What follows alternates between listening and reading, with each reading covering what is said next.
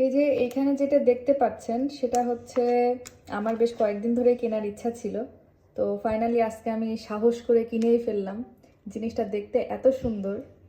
তো জিনিসটা কি সেটা আমি আপনাদেরকে বলি। এটা হচ্ছে আমরা বাংলাদেশে যে মা মুরগির পেটে যে ডিমগুলো থাকে, সেই ডিমগুলো এখানে এভাবে বক্সে করে কিনতে পাওয়া যায়।